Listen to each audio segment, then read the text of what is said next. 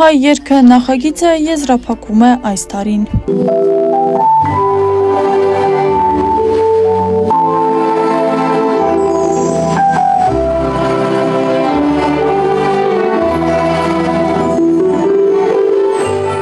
Ջազային հնչողությունների ու ժողովրդական գործիքների համադրությամբ բեմում ձևավորվել էր նոր, թարմ, բայց ազգային երաժշտությամբ միջավայր։ Բեմին են Գյումրու ժողովրդական գործիքների պետական նվագախումբն ու դաշնակահար կոմպոզիտոր Խաչիկ Սահակյանը։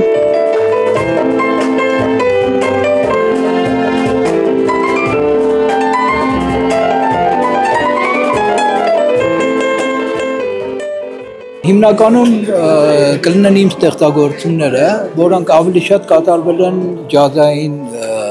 երանգներով եւ կլինեն մեկ-երկու ստեղծագործություն իմ մշակումներից։ Մեկը Հայրիկ Մուրադյանի ժառանգությունից, մեկն էլ Պագանինի կապրիչոներից մեկի տենց ասեմ ավանտյուրա էլ։ Ջազմեն Խաչիկ Սահակյանի համար այս նվագախմբի հետ սա առաջին մենահամերգն է։ Վերջիններս վարպետորեն ցույց տվեցին, որ երաժշտությունը սահմաններ չունի։ Երաժշտության մեջ ընդհանրապես արդեն այնքան թափանցիկ է դառել, որ մի տեղից մյուս անցումը շատ արդեն օրգանիկ է դառել։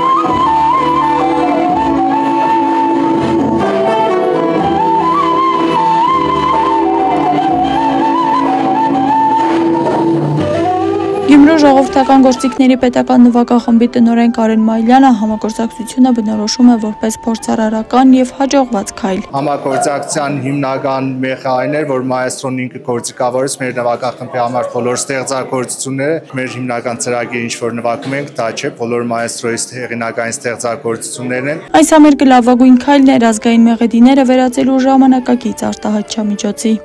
Այնքան հետաքրքիր եւ գերող երաժշտություն է իրեն ռիթմով, հատկապես ռիթմիկ բազմազանությամբ, որ բոլոր ազգերը վերցրել են եւ իրենց ազգային մեղեդիները ուղղակի համեմում են այդ ռիթմիկ պատկերներով, այնպես որ մենք էլ զուրկ չենք մնում դրանից։ Կարծում եմ ավելի գունակեղ ստացվում է հայկական մեղեդին։ Համերգը կայացավ Հայաստանի Հանրապետության կրթության, գիտության, մշակույթի եւ սպորտի նախարարության աջակցությամբ իրականացվող հայ երգը ծրագրի շրջանակում, որն ուղղված է հայ ժամանակակից ստեղծագործական մտքի եւ ազգային երաժշտական ժառանգության պահպանմանն ու նոր մեկնաբանմանը։